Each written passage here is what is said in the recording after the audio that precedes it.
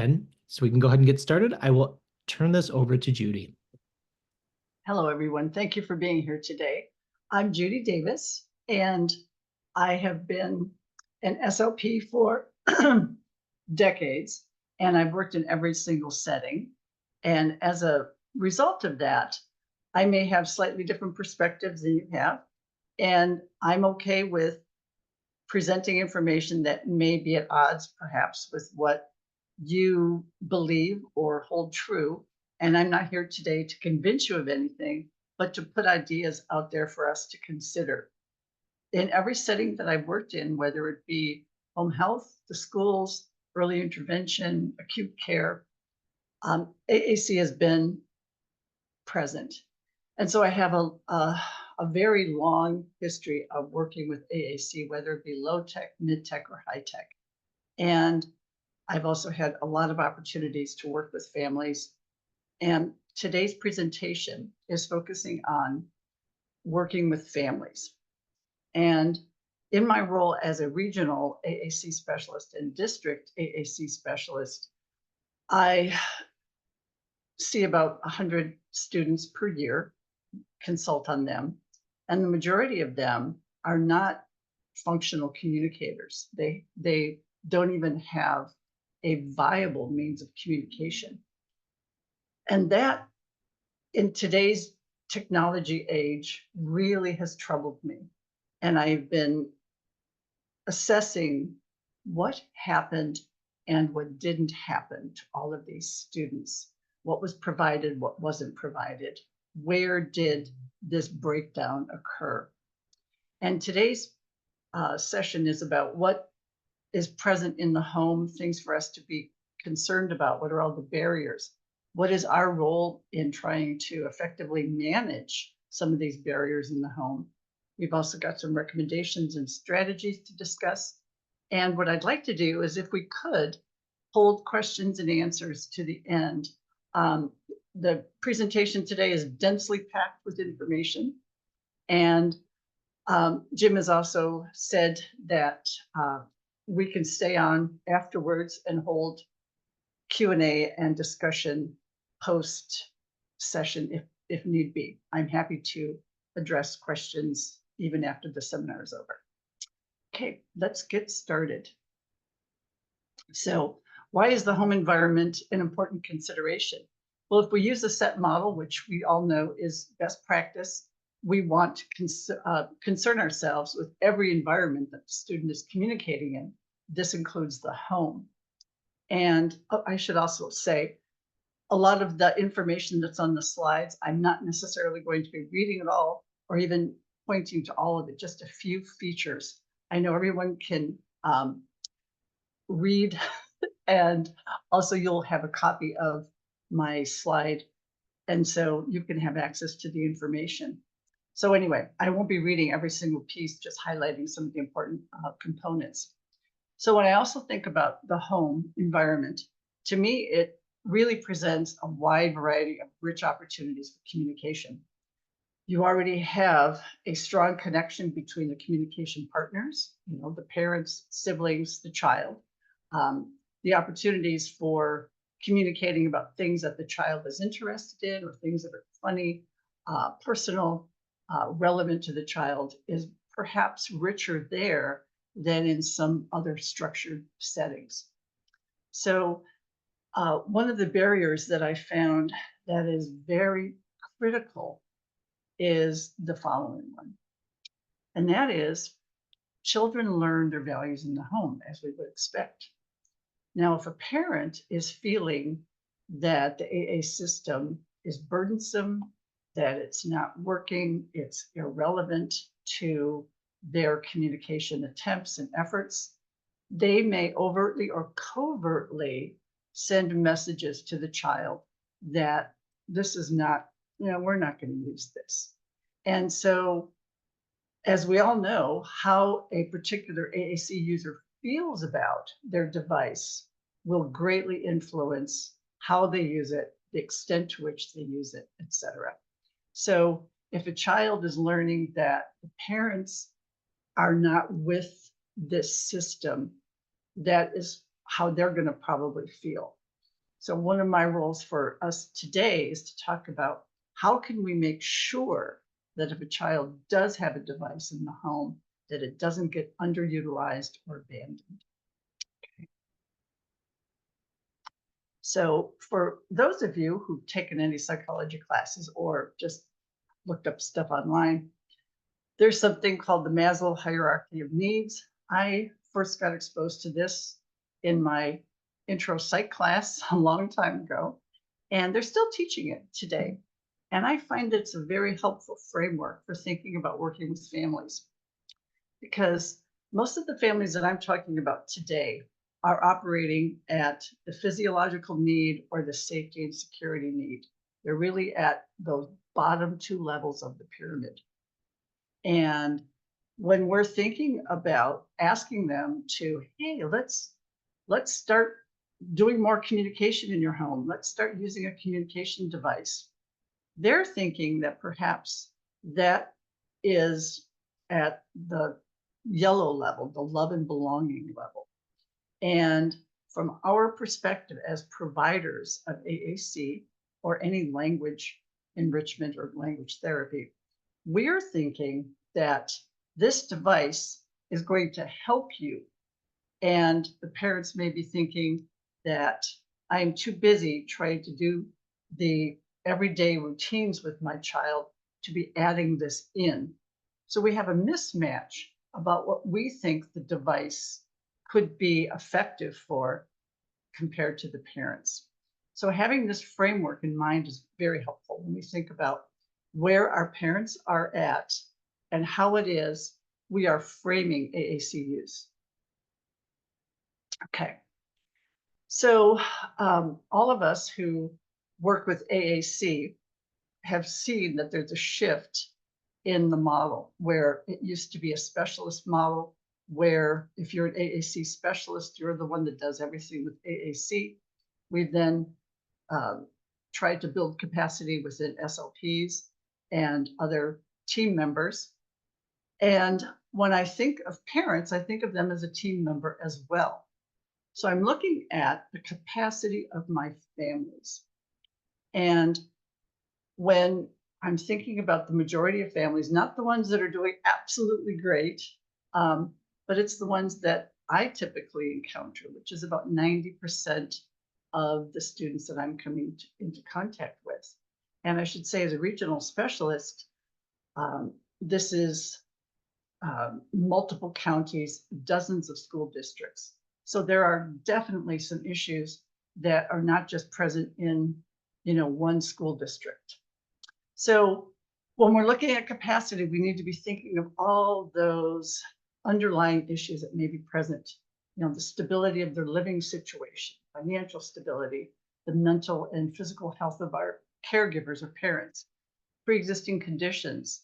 If parents have a learning disability themselves, they may be less inclined or likely to be able to follow some complex instructions that we might be providing for them. And so therefore we need to tailor our education and our presentation to consider parents' capacity. So parents may have issues with their own resilience, coping skills, life skills. If there's other siblings or children in the home, that's also a consideration. A term that I like to think about is the burden of care. Many of the students that I'm consulting on have complex communication, physical, social, medical needs that definitely impacts the parent's ability to care for them and the burden of care. And an example of this would be, I'm this well-intentioned SLP who really believes in communication and the possibility of what it can do for this family. And I'm making all these recommendations and the parents are just thinking, I've got to take my child in for surgery tomorrow, or my child doesn't sleep through the night. I'm really tired, or just getting through a meal and trying to get them to eat anything is a struggle. So trying to understand what the burden of care is for our parents will definitely help us reach them more effectively. So other contributors to capacity include the parenting skill, their style, their interaction style, their communication style, and the richness of the language environment. So as I've talked with parents about AAC and really listened and actively tried to have them tell me what has happened, why are you not using the device that's been provided? Why are you not interested in using a trial device, a loaner device, or having us go through insurance and try to procure your own personal device? And you have parents say, I know what my child wants. There are other things that we want to uncover here. Why in this family where you obviously love your child and committed to them, why would you want to be limiting them to not have a communication system? So parents have lots of ideas about this. And I always think it's a privilege when they actually tell me things, because a lot of times they don't necessarily know themselves, or they don't necessarily voice their beliefs. So there is, a host of them here. There's some social stigma, familial, cultural, social practices. They may believe that AAC is not necessary. Their child will talk in time. It's not necessary. Communication needs are being met. AAC is for use in the school, not at home. That child would rely upon the device and not develop spoken language. Parents frequently believe the device would be too complicated. They may think that we don't understand their burdens and that they're just not ready, willing, and able to take on something else that is perceived as being too complex. They may have had a previous negative experience with AAC. I hear this a lot in a K-12 kind of situation where parents will tell me, oh, we had a device, we didn't like it, threw it. I seemed to get frustrated with it. So I don't think so. It just didn't work for us. So when you get that kind of information, that is really important, because there is a way in if parents tell you that kind of thing. Okay. So parents also have other misconceptions. And I will say one of the most important ones that I've encountered is that parents think of a communication device like other technology, which is it's self-driven. So parents have this perception that providing the communication device will talk for their child. And even though we tell them it's going to take years with a lot of interaction, you're going to need to be an active communication partner, modeling and showing and demonstrating and engaging with your child, there still is this hopeful thinking that the device will do the work for the child and for the parent. And so if you're thinking that, and then you get this device and it doesn't meet that expectation, that's another real reason why parents are liable to abandon or underuse the device. So most parents do think it's going to be quicker, it's going to be easier, that once their child has the device, communication will be unlocked, and everything is going to be way better. And what we all know is that normal language acquisition takes years. Why would acquiring language on a communication system take any less time? So these are some of the perceptions that parents may have about a device. Okay, so problems that parents have reported have been the child doesn't want to use the device.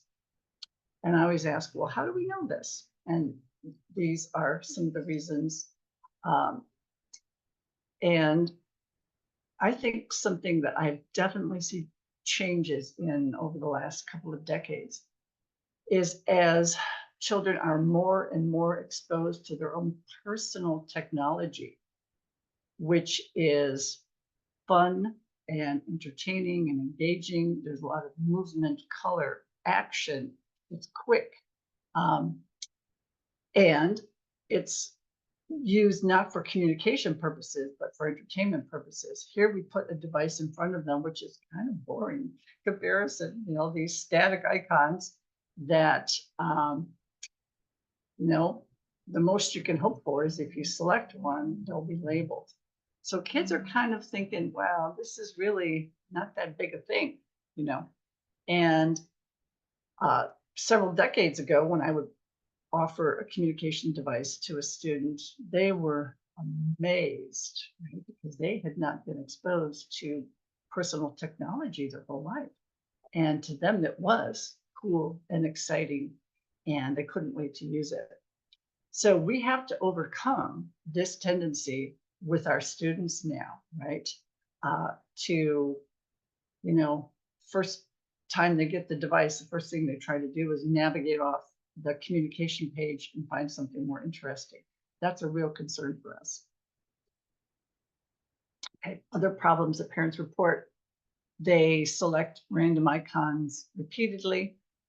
And one of the things that when I'm working with staff or parents or anyone, which is, can we figure out the reason for the child doing this?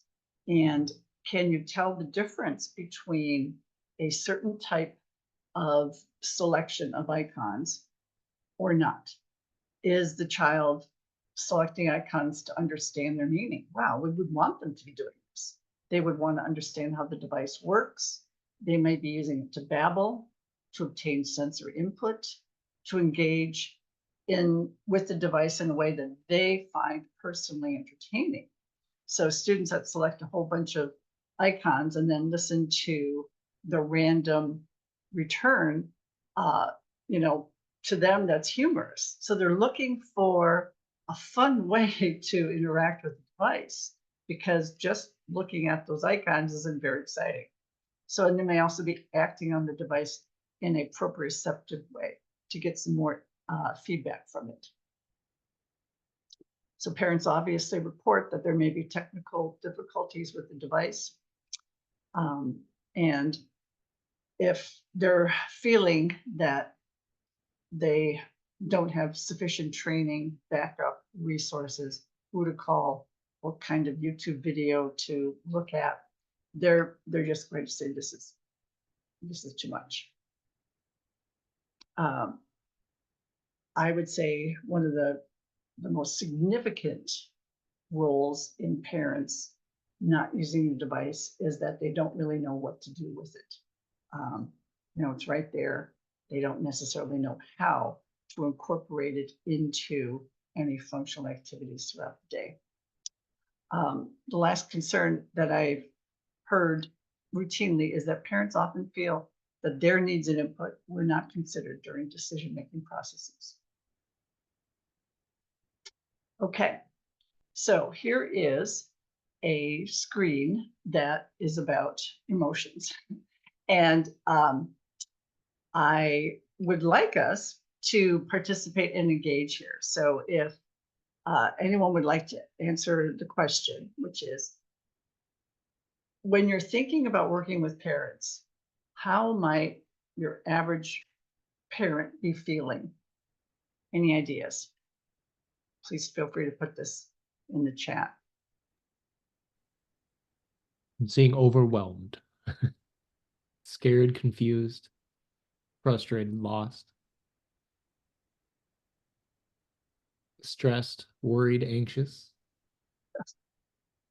annoyed. Yeah, fantastic, guys. I appreciate that. Okay, so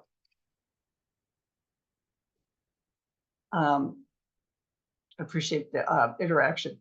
I'll get into this a little bit later on. My interaction style, my teaching style, my management style, my parenting style is always active engagement.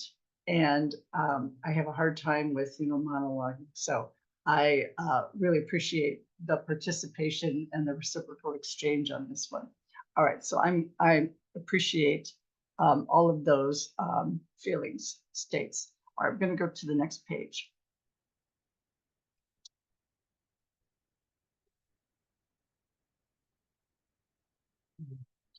Let's see. No, it's not letting me get off of it. There we go. Okay. So at baseline, the emotions that parents might be feeling is exactly what you just communicated, right?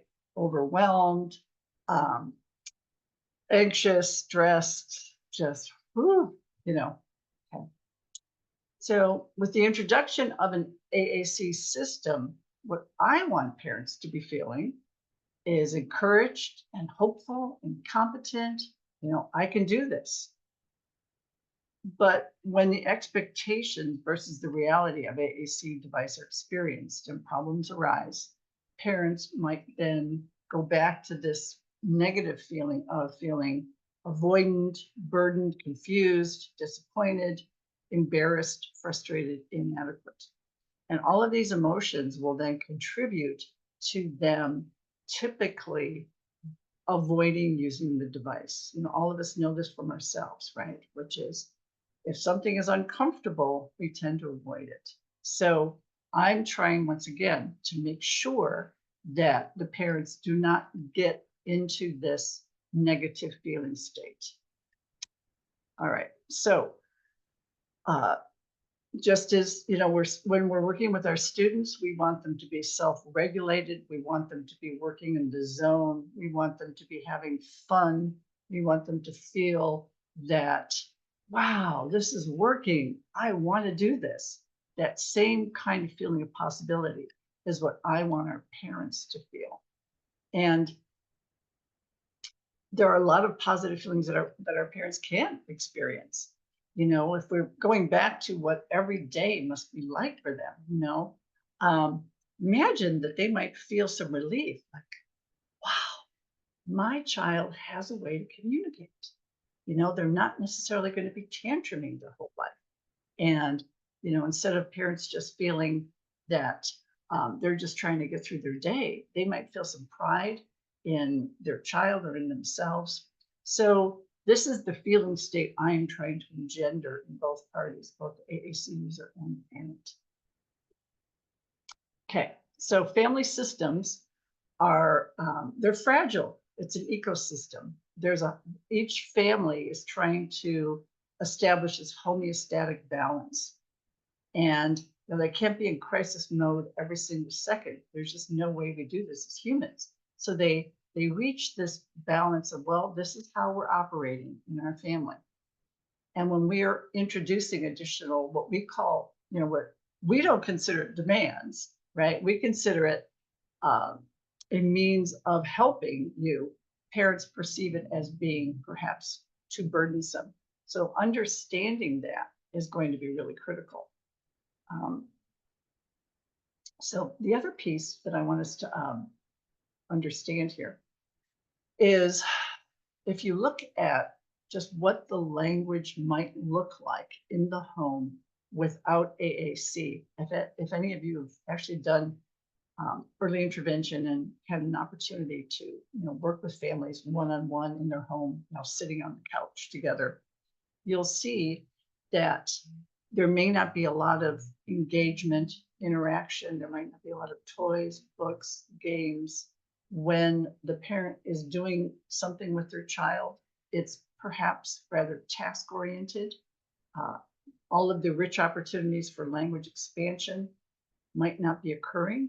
So one of the first things I try to do, of course, is try to beef up the language enrichment first, even without AAC.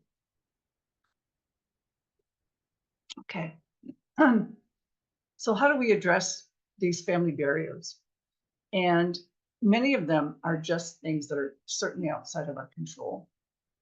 Once we find out that there are barriers, we can certainly make recommendations, referrals, and offer resources. And this is where having parents trust us to actually tell us things is really important. And then we can, there's no way for us to be able to help unless we know what's going on. So when I'm instituting an AAC plan, I am always thinking about what barriers are present and working with them, around them, to make sure that my implementation is going to work. So there are a lot of factors that we have no control over, but there are some we do have control over as AAC specialists or SLPs. And that's the next portion of the seminar I want us to be addressing. Okay, so some things to be sensitive to is that we absolutely make sure that we let our parents know that their input is vital.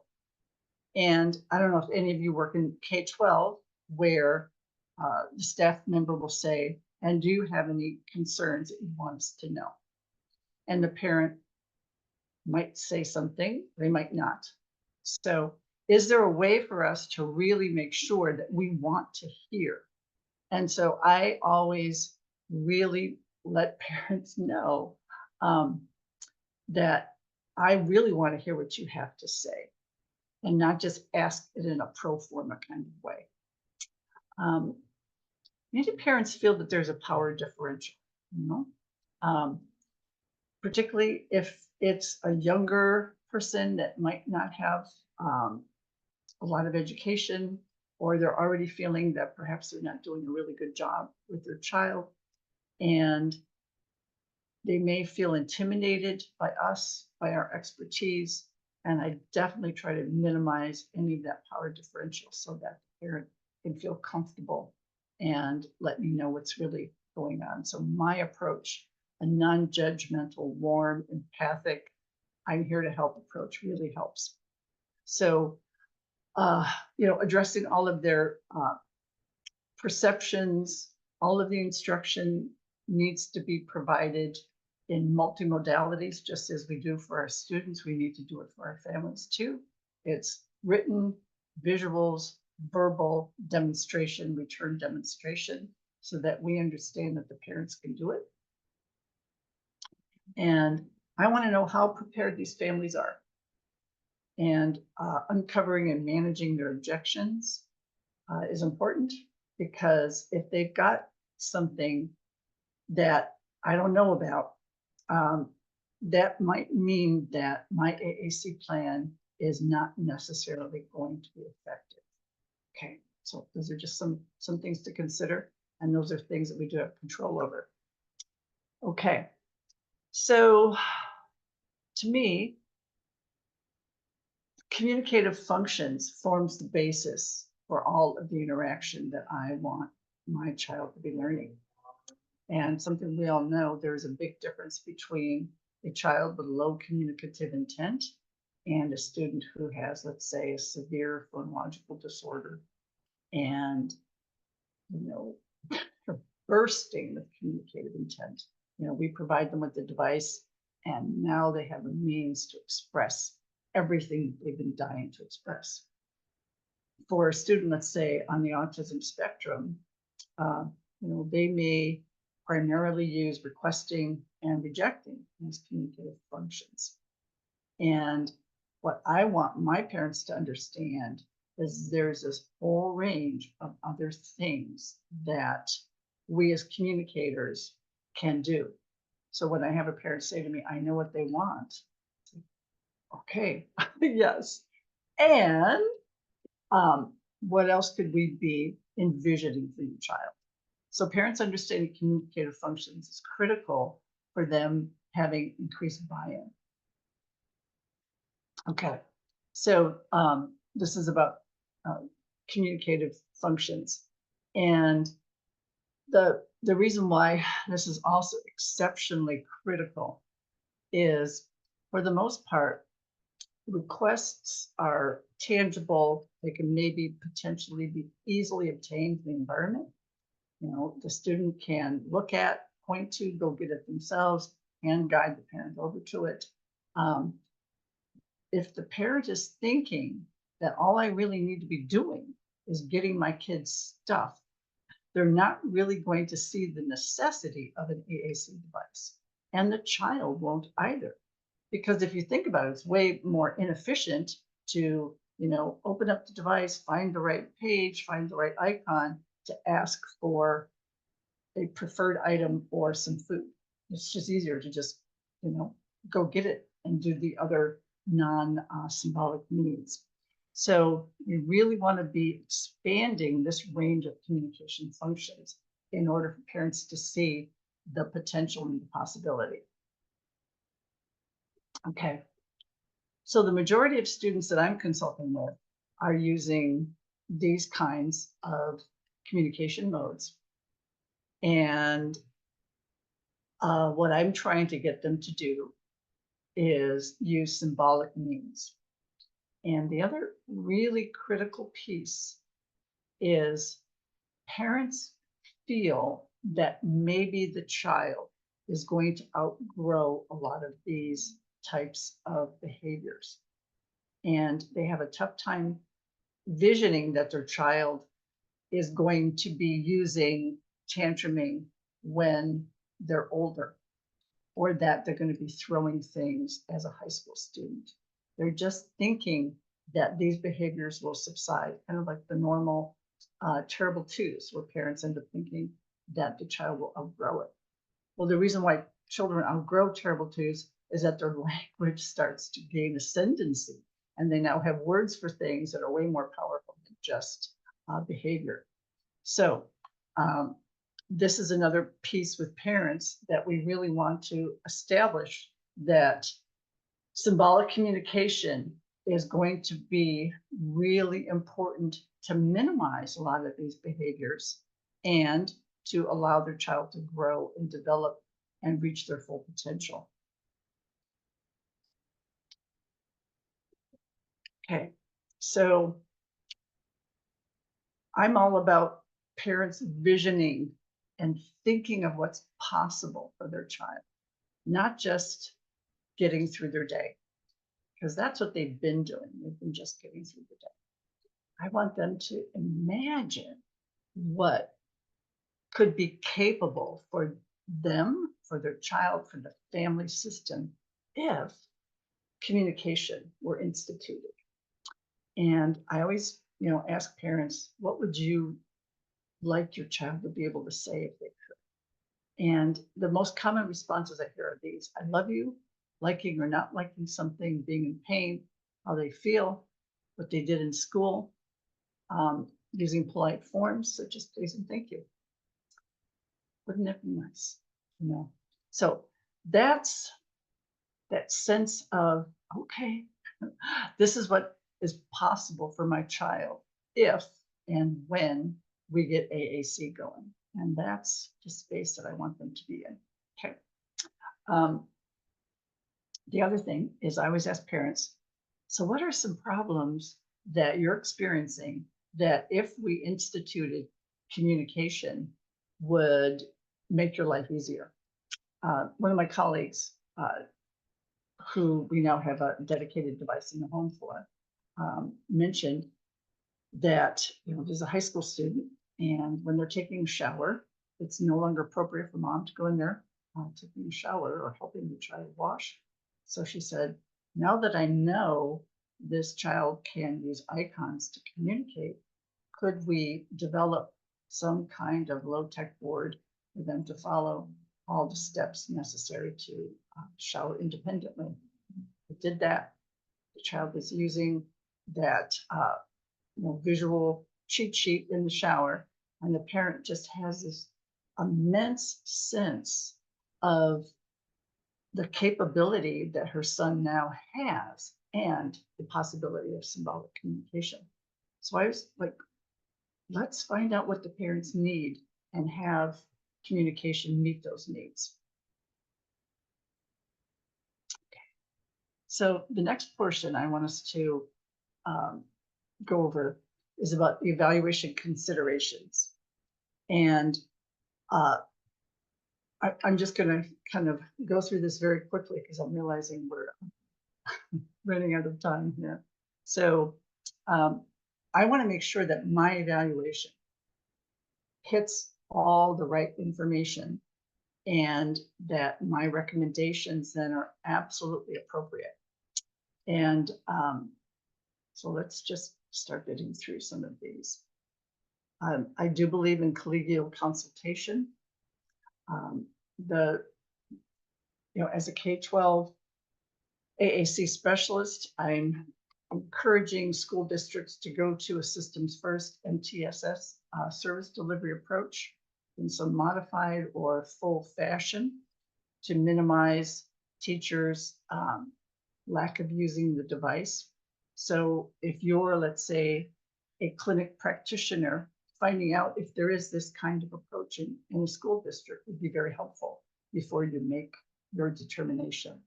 So I'm going to let you folks look at these information on your own time. So evaluation considerations. We all know about motoric access, but one of the things I want us to take a look at is things related to not just speech, language, those kinds of concerns, but the students' arousal, their initiation, their attention, their processing, their physical presentation, and their visual perceptual skills. So let's focus a bit on the visual perceptual skills. In my role, when I was working at Rancho Los Amigos, I did a very large research project on over 500 right hemisphere patients, and I learned all about visual perceptual spatial processing. And when I'm looking at AAC students, I very carefully pay attention to a lot of the visual perceptual spatial issues that may or may not be present.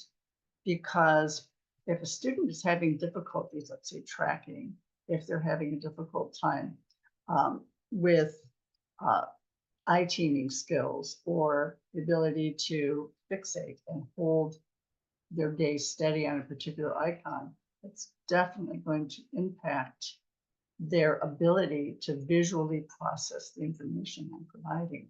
So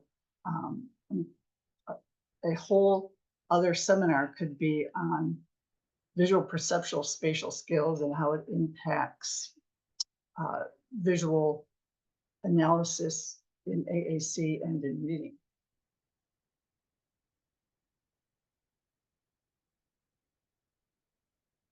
I guess they're trying to take some time to load that. Let's see. Well, I'm going to go on to the next slide. Oh, here it is. Okay. So once again, here's more terms that are definitely involved. We just think about visual motor integration, let's say, where a student is looking at their device and then having to reach and select, while at the same time potentially be managing an activity and having a person interacting with them.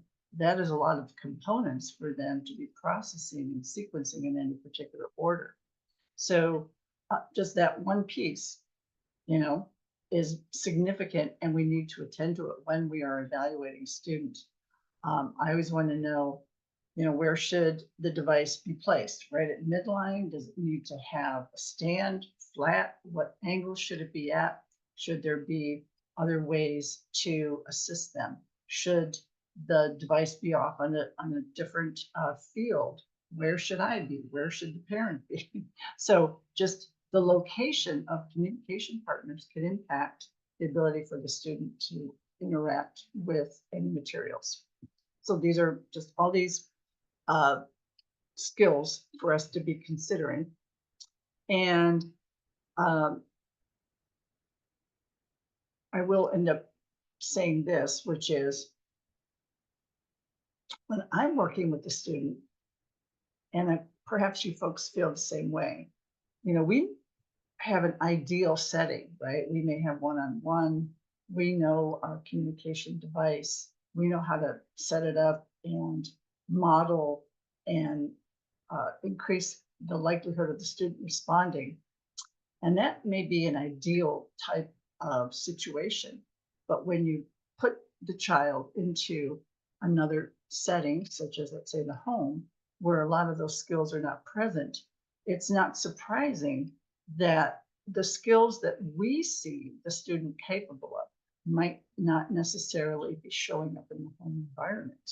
So I'm always really wanting to consider this when I'm making my recommendations.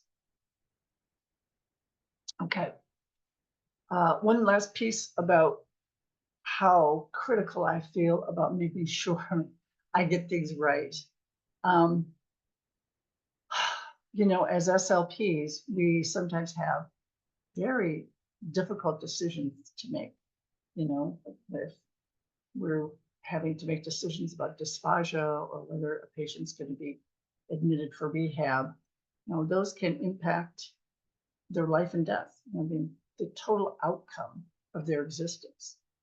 And quite honestly, I feel the same way about AAC, because if a student gets a particular application, a particular device, and it's not effective for them, or the training and the modeling and the approach and the opportunities for use, and all of that is not implemented properly, it can totally impact the entire outcome of their life. You know, whether they do well in school, whether they're going to be able to have a job, live maybe even outside of their parents' home, or have supported employment. And all of those factors can go back to whether they have developed a viable, functional means of communication. So I cannot tell you how important I think this is. And so anyway, this is something that we have control over to make sure we get this piece right. All right, so summary so far. We've been reviewing factors contributing to parents being resistant to using the AAC system, underutilizing their system, or abandoning it. We've also been taking a look at, very quickly, the evaluation considerations that contribute to an accurate representation of what the student can do, what they're capable of, and us projecting into their future what kind of device and system they're going to need. Okay, so here's some AAC guidelines. One of the things that I really like to do that parents appreciate, and that is number 6, plan for and troubleshoot projected potential concerns. We're thinking about going back to one of those concerns that parents report, which is my child doesn't have an interest in the device. When I pull it out, they actually get up and walk away from the table, right? So if we can plan for that and problem solve for it and show the parents what to do instead, that would be really helpful. So instead of just saying to them, well, you just need to keep modeling and, you know, just keep at it, parents are not feeling that that's working, right? And I want them to actually have practiced a difficult situation with me or with their students, so that I'm not just having them have to do it all by themselves. Okay, so I always want to try to take a look at what the parents want, right? And we'll go into some kind of communication vocabulary that the parents are looking at. Okay, we want to meet the parents at their current ability level, and then we'll start there. We spoke about this before, where I want everyone to be in this sense of empowerment, what's capable, and I want the student to understand that symbols represent ideas, people, places, actions, and things, and that selecting these symbols can affect the behavior of others in the environment. It's developing a strong sense of symbolic awareness, symbolic equivalency, and the power and agency that is available to the AAC user. If we can engender that feeling, we are well on our way to that user being an effective user. Okay. Okay, every parent has seen these kinds of standard language enrichment recommendations. And for the most part, you know, they kind of fall flat.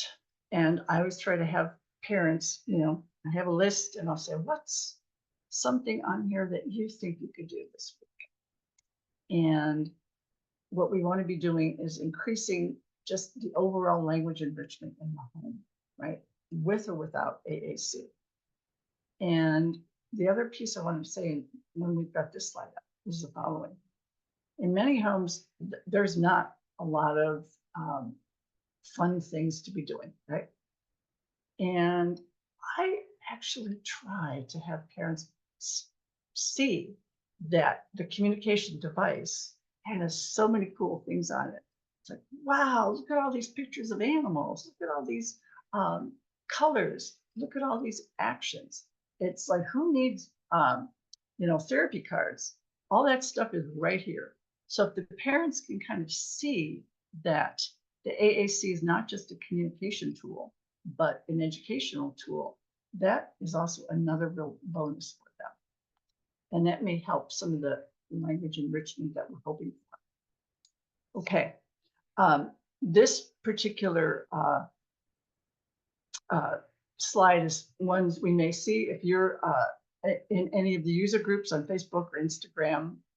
This was compliments of the two owners of Speak for Yourself. They allowed me to present this as a way to talk about the issue of modeling. Do our parents know how to model? Do they know what to do? We say model. Do they understand what that might look like? Okay. And this might come up in the Q&A, but I think this is such an important thing for us to demonstrate how you model and even pretend that it's not working and have the parents understand, well, that's okay too. All right. So I have this slide up here to demonstrate the following, that when a parent asks, well, what should I do if the child walks away and doesn't seem like they're interested? A couple of things. It's sort of like parallel play, which is we're trying to get the student to understand that you're going to be doing what you're going to be doing, and I'm going to be doing what I'm going to be doing, and we can be parallel. And if the student gets up and walks away, that's an opportunity for the parent to then learn the device themselves, or to even somehow see if they can get their child reinterested and saying things like, well, I'm going to finish the book because this is one of my favorite books. Oh, look, I just found another word on your communication device. Oh, here it is. And see if you can draw the child back in. We need to give our parents models of what happens when it doesn't work. Right? So that's that is a demonstration of that. Okay. So the implementation plan. I always try to encourage enhanced communication during routines and activities that are already taking place. Going back to all the barriers, telling parents, oh, read to your child, play a game, or get out some Play-Doh. They're thinking, yeah, right, when? Well, how about having communication enrichment during activities you're already participating in? Okay. I'm going to ask for some answers here, just to get some more participation. So let's say we're doing some communication modeling during mealtime, and what words could a parent be modeling on the device when they were snacking with crackers? So go ahead, folks, and give me some ideas. So what could parents be modeling? Eat, yum, crunchy, like crackers, more, messy, empty, hungry, salty, all done, hot, ew, thirsty, drink, box. Fabulous, exactly. So here's another piece about this. When parents are actually giving their kids crackers, okay, it's oftentimes very quiet. It's just that very task orientation approach. When parents see that there's all these possible words that they could be using, right? It's like a light bulb goes on and they start actually modeling more language. So we always talk about how having access to an AAC device is improving the vocabulary of our AAC user. It also improves the vocabulary of our parents. They start realizing all the different ways that they can describe something, just even like a cracker. So I love to show parents that this is like a menu of options for them to use, because a lot of times our parents wouldn't be thinking of all those words themselves, but wow, here they are on the device. Okay, nice job, folks. Thank you. All right, number 2, start with vocabulary that the child is already communicating non-verbally. All right, and to me, this is so important, which is if whatever they're already showing me non-verbally, it means they understand that. That's a communication function or some kind of concept that they already have. Now all we need to do is pair the symbol with that behavior, and we've got a one-to-one equivalency there. So here's another way to really develop some immediate efficacy with the device. All right, what are some examples of words that a child may routinely express behaviorally or non-verbally? What do you folks think?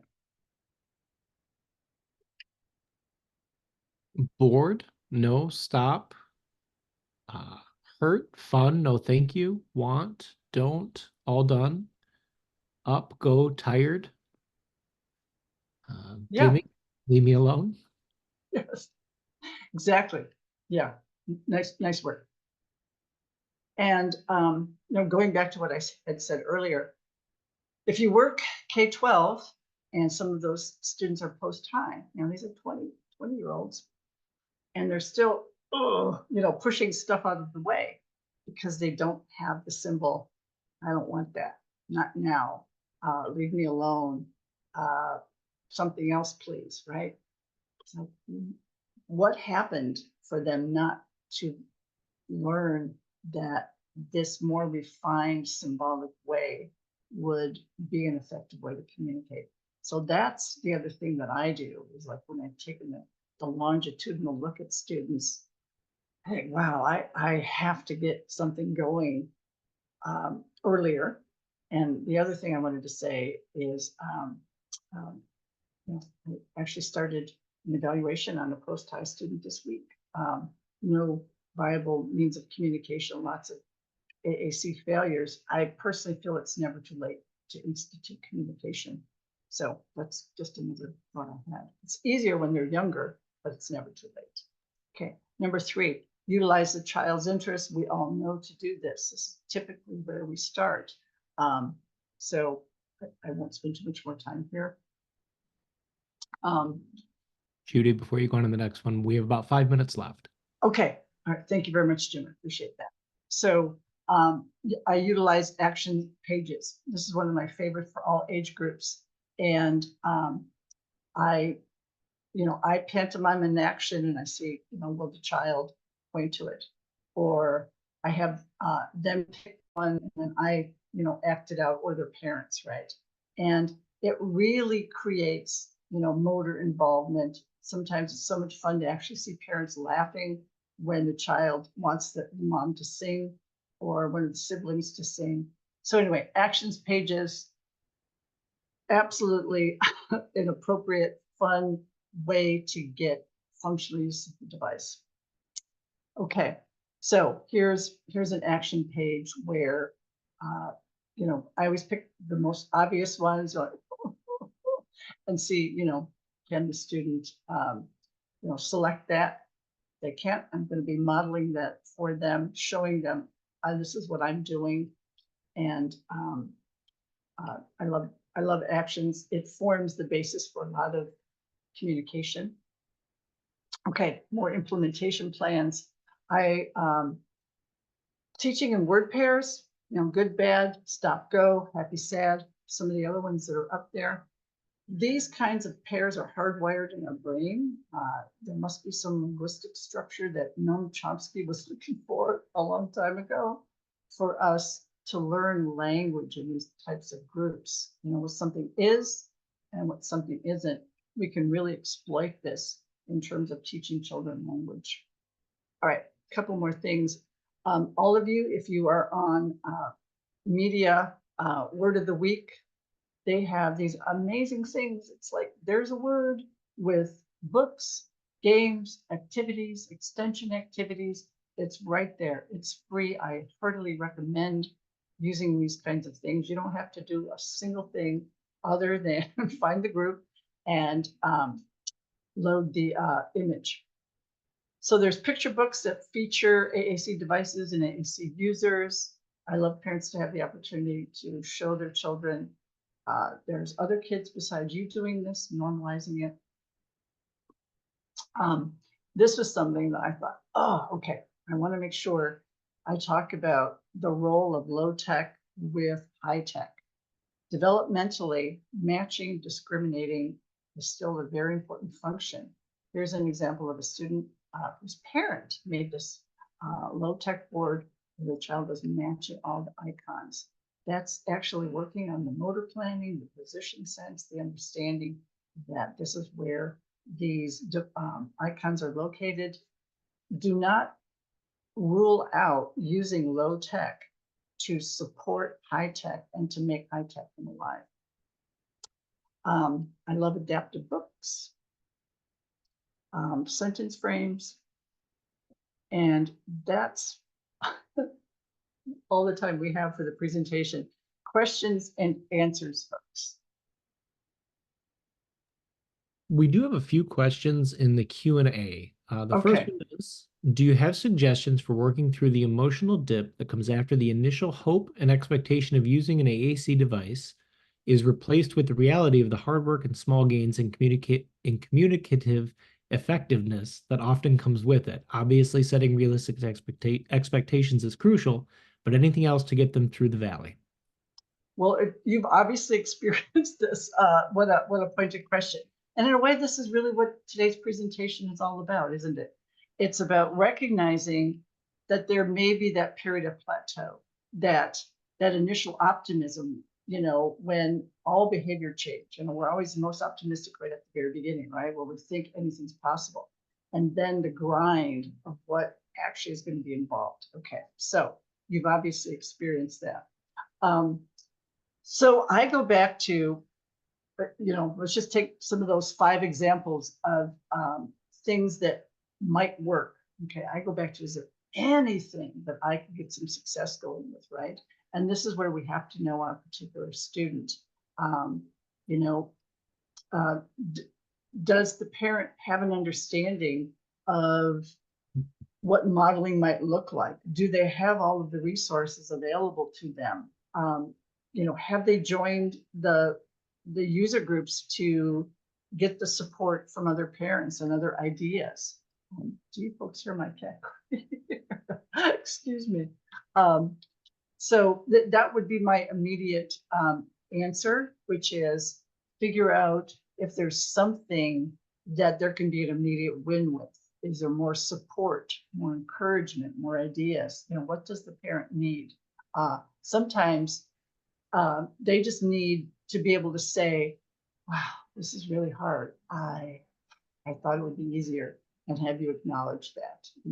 So that would be my answer to that question.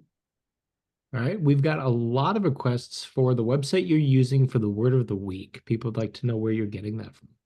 Okay, I will definitely put that in information to you, Jim, and you can, when you're communicating with the folks with the handouts and things, would that be an okay thing to do? Sure. Yeah, I can do that. Okay. All right, sure. All right, so everybody just be sure to look at the follow-up email tomorrow. That will include that information. Okay, let's see the next question. How do you get teacher buy-in to encourage AAC in all environments, not just morning meetings? Yeah, okay. So today's presentation was about family members, and I actually really believe this too, is that as I was looking at all of the barriers, that almost they were directly analogous to what was present in the home could almost be extended to what's present in the classroom. So that is such an important question, because How I work with families is how I work with staff as well.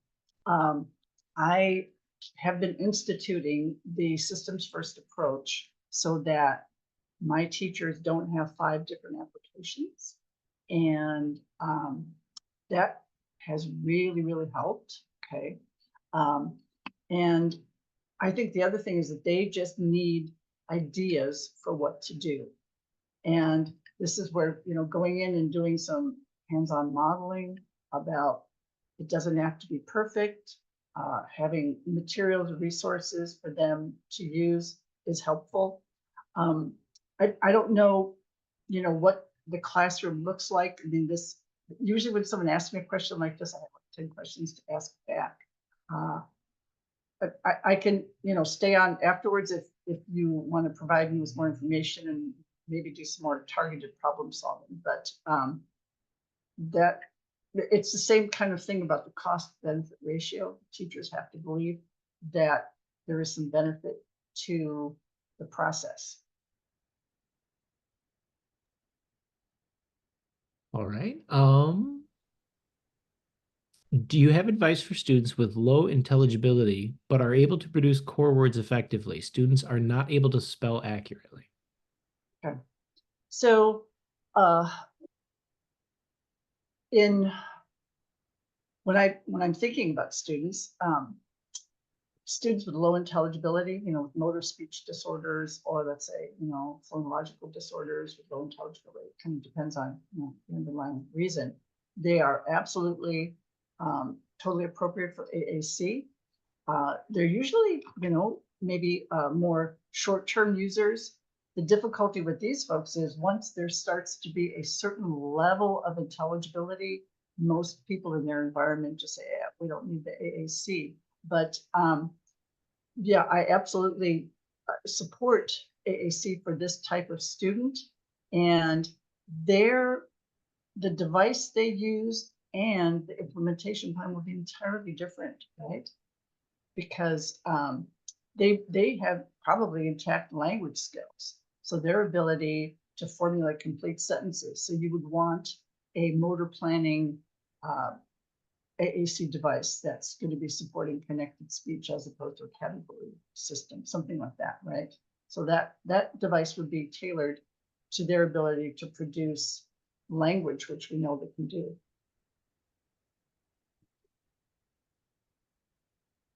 All right. How is the type of symbol selected for the child? How is the type of symbol selected for the child's understanding of concepts or words, i.e. the transparency? Oh. Yeah. I asked Jim in advance, I said, have dogs ever interrupted these sessions? Because I said, I think the postal carrier will probably be arriving during the session. So I apologize for that. Jim, I'm sorry, I totally missed what you were saying. Sure.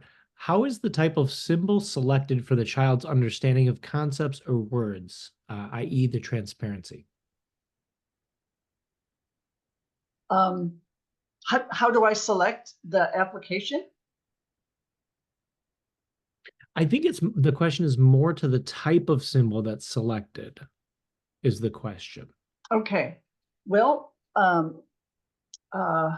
if we're going back to visual perceptual processing, right?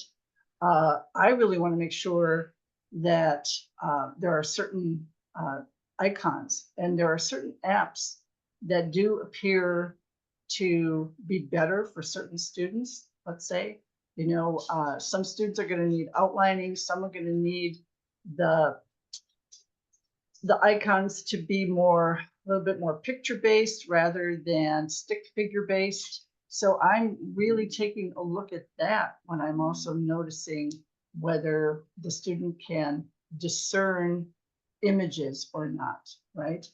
Some applications allow you to just totally customize images from online. I think that's a really important consideration because not all symbols are going to be equally accessible for all students. All right. Is there a parent AAC support group you might recommend? Well, there's a lot. Sometimes in different communities, there may be this. I would say the first thing to do is if, let's say, your child is, let's say, has a diagnosis or an eligibility of autism, usually that's kind of a way to, enter in. So using the diagnostic category might then be, an active group. And then online, there's just, my goodness, all you have to do is type in AAC user groups, AAC support groups, and there's just tons of them out there. That's, what I would recommend.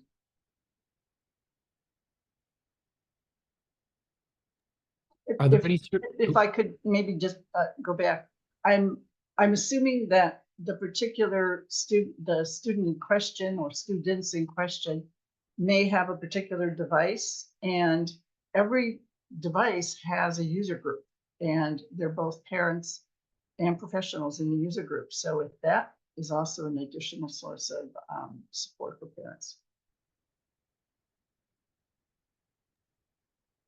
All right. Are there any certifications you recommend for becoming more confident and competent with the AAC? There is no certification required. I just, most of my AAC, most of my continuing ed is on AAC. So that's, just my own, awareness of it. I know every company, AbleNet has an entire range of really high quality in-services that are offered. I know other companies offer many for free. So I certainly do that. Most online companies that offer CEUs, they all have a big host of AAC offerings now. They didn't used to. So I would say that's the first place to start, and just start asking yourself, well, what is it that I don't know, right? And then look for that kind of information. Are you looking for more technical proficiency, more ideas, more information on how to evaluate students? So just figure out what your needs are, and then, potentially go to some of those resources.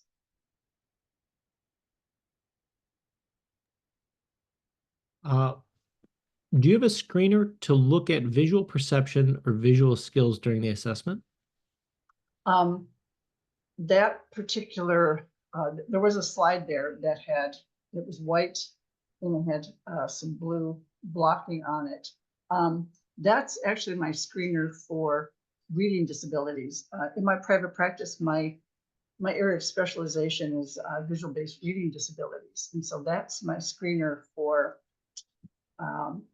my reading disability students. I can certainly include that in the packet if that would help. I don't have one per se for AAC. I don't. All right. What do you say to the parent who responds to the cracker example that they are overwhelmed with family responsibilities of caring for their family plus special needs child, and they just need to get through mealtime? Despite encouraging the use of AAC in routine, they still find it overwhelming. And that's the reality that we are dealing with. And I think you're getting a sense here that I never like to give up. I always think there's something to be done. And, when I talk to some of my friends and colleagues, they say that sometimes it's not the right time for a family. Sometimes, having the expectation is not appropriate, and it's just adding more stress. Maybe they would, benefit from taking a break, or from maybe using low tech or something else for the interim. I typically always feel that there's some way that I can reach you, But I do think that given the low level of device use in the majority of homes that I'm consulting in, I think that's where most of the families are at. And I don't have a solution per se. I just keep thinking to myself, if we could just talk, spend some time together, I might be able to support you, encourage you, and find out what is one thing maybe I can do to help. When I used to do early intervention, and this is kind of like just a little side to the story, the county provided these blue book bags where each week you could give the family 2 board books to borrow. They didn't have to have a library card. It was okay if they ripped up the books, damaged, got left outside, got wet in the bathtub. We didn't care. We just wanted you to read a book to your child. I would read the books to the children. Parents would see how engaged the kids were. And I'd leave the little book bag and it wouldn't be opened, you know? So I started asking, you know, what can I do that would make you be able to find the time for your child to look at that book? What do you need? And that's always been my approach, right? Instead of just going, oh, I know you're busy. I ask that follow-up question. So if that, I don't have an answer per se, because everyone's going to have their own resistance point. When I was a manager in rehab, I used to have to do sales and marketing. Oh God, I hated doing that because it was all about, you know, in a way, trying to convince people to do things or to, you know, purchase something like that, right? And so when people tell me something, I want to be respectful and not push. But in this particular case, asking supportive questions is where I would go. All right. What would you say about what you said about how developmentally a 2-year-old stopped tantruming because they have language? I think that's a crucial connection that most parents do not get. How can you relay this gently? Also, how do you get a parent to really tell how things are going at home with AAC during an IEP? Well, and it's all about, and I'm just going to tell you where I've learned to be just open and to frame things in such a way that parents will tell me because they know that information is important and that I'm not going to be in any way judging them or feeling that they were bad or anything like that, right? Because that's kind of the feeling that keeps them from telling us the truth. So I usually do ask things like for in the IEP, I have a really, you know, kind of cushy role as the consultant, right? I can call the parent on the phone because I don't have a whole caseload of kids that I'm having to be in sessions with all day. So my schedule is pretty flexible. So I always call the parent on the phone and I talk to them. And that's a luxury that maybe school-based SLPs don't have because you're in therapy all day. But parents in an IEP are going to be very reluctant to reveal problems. And so I don't feel that's necessarily the group setting with, you know, 15 people or 10 people kind of looking at them as they say, well, we don't use the IAC device. They don't want to admit that. So having a private conversation and then asking things about if I sent home an activity per week, would that be something you could work on? If this happens or this happens, I always try to come up with 1 or 2 suggestions. Does that answer the question?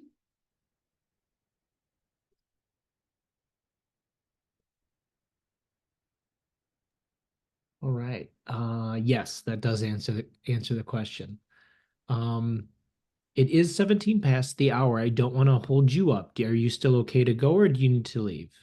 I was thinking 20, 25 minutes. Okay. I wanted to make sure that uh, people got their needs met as far as not just hearing a whole bunch of information, but being able to take it in and think about how it might be useful in their own setting. So I'm happy to supply any more information if people have more questions. Okay, great. Yes, there are about 4 more questions. Okay, thanks, everybody. Um, what has worked for you when the family is working with other in-home providers who are either giving conflicting information or making changes on a device? I knew this would come up. Yay. Yes. Okay. So one, if you're in user groups on Facebook, this is a question that everyone, comes up with every single day. And I'm going to tell you something. This is one of the things that could be controversial. And just take it with a grain of salt, folks. I'm a team player. I am the communication expert. I don't say this with any degree of arrogance, but there's no one on the team that's going to know more than me. All right. And yet, let's say if you're an ABA therapist and you're in that home 3 days a week, and I'm just a consultant or I'm just SLP, I would actually like to find out what your goals and objectives are. How are you working with the student? Is there some way for us to meet in the middle? Can we have a compromise? Something like that. Okay. Because the other piece that I've noticed with barriers, okay, why is this not happening? Is there is the conflict in the expectations, right? I have the long-term view, which is I know the student is capable of developing communicative competence. It's going to be a long-term approach. Whereas an ABA therapist or a parent, or maybe someone else in the home, is we just want functional communication. Let's get going. Let's limit the grid to a couple of important icons. What do you know? Okay. So I usually say the following. What happens when the grid is, let's say, and I'm assuming, we're talking about having full grid size versus wanting to limit it to the icons the person is just focusing on. This is once again controversial, but I have encountered this both in the school setting and in the home setting quite often. And I take the approach, well, let's try it and see what happens. And I look to see, and I'm in really good communication, right? I look to see what symbols are you trying to encourage the development of with this particular student? Is it self-regulatory vocabulary? I can get behind that, right? Is it vocabulary requesting things or rejecting things? I can get behind that. So you can see I'm looking for common ground here. And that's my approach. The other thing that I didn't say, because we were just jamming through the piece about the evaluation, is when staff members, whether it be an SLP or educator, they tell me things look too complicated, my kid isn't, using the device appropriately, I start manipulating every variable, right?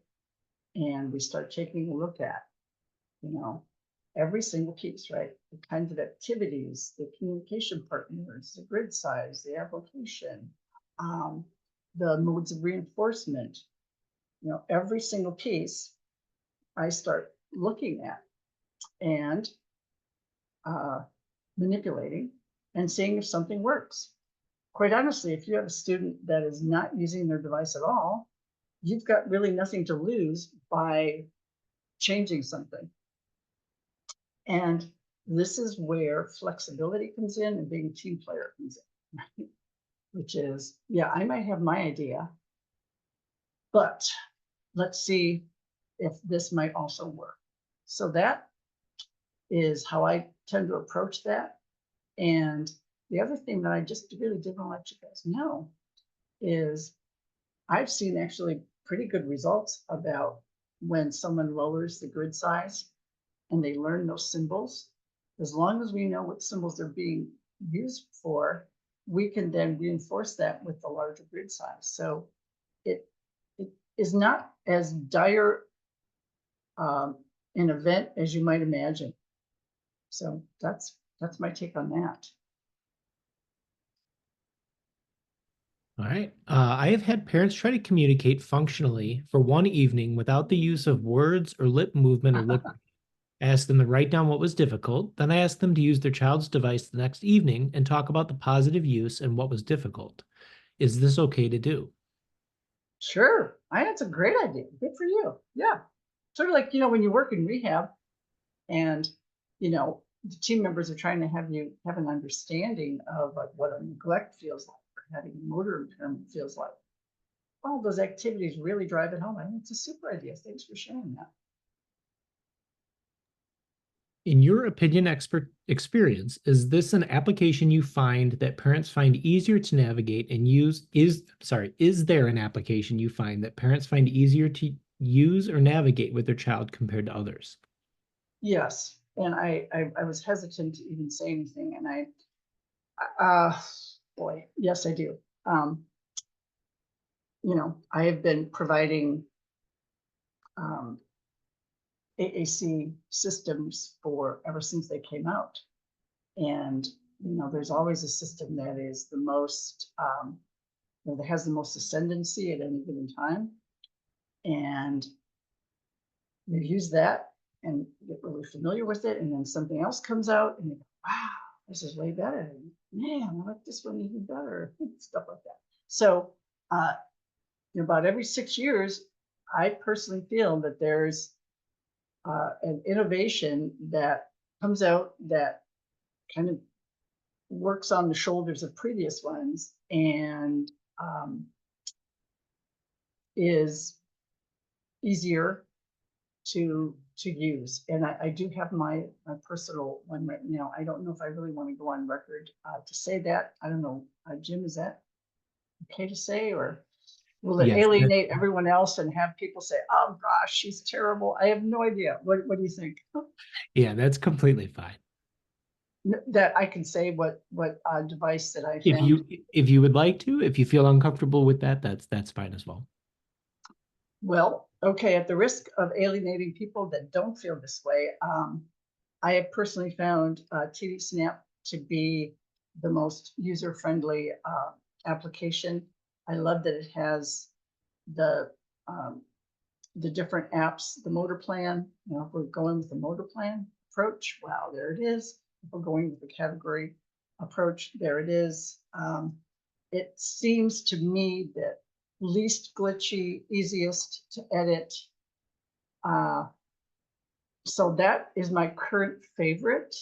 Who knows what, with AI modifications and interfaces, who knows what's going to happen in years to come. But the device that I am recommending in Systems First has been the TD Snap for lots of reasons. All right. And there is one final question, Okay. another potentially controversial one. Do you believe all non-speaking children should qualify for a high-tech device? Okay. Yes, I do. I do not believe there are prerequisites, but I do believe that we have an obligation to teach this student how to use high tech. And it might not just be giving them the high tech device and saying, here you go. There might need to be all these steps to teaching them how to use it, right? Where you might have, low tech interfaces, mid tech interfaces, all kinds of extra supports and accommodations for them to be able to use high tech. I used to, when I was evaluating students, the recommendation would be, let's introduce high tech in a in a structured way, in an instructional way, just with the SLP. I'm a little bit more aggressive now in terms of, yeah, let's let the child have the AAC device, but we're going to have extensive modeling, intervention, support, making it tangible, real, what have you. So that is my approach.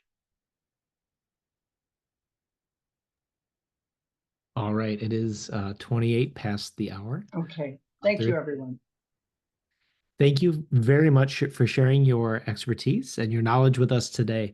There are a lot of positive comments in the chat, so I will be reaching out to you to see if you want to present for us again. For everybody who is still here, please be sure to complete that that assessment, as that is how we track participation. So if you're looking for those ASHA CEUs, be sure to complete that assessment. That link will come in the email tomorrow, and it has been posted in the chat, but that will go away momentarily. If you would like that link today, please email ableU@ablenetinc.com and I can send you that link. Thank you everyone for attending and have a great day. Thank you, everyone. Bye, Jim. Bye.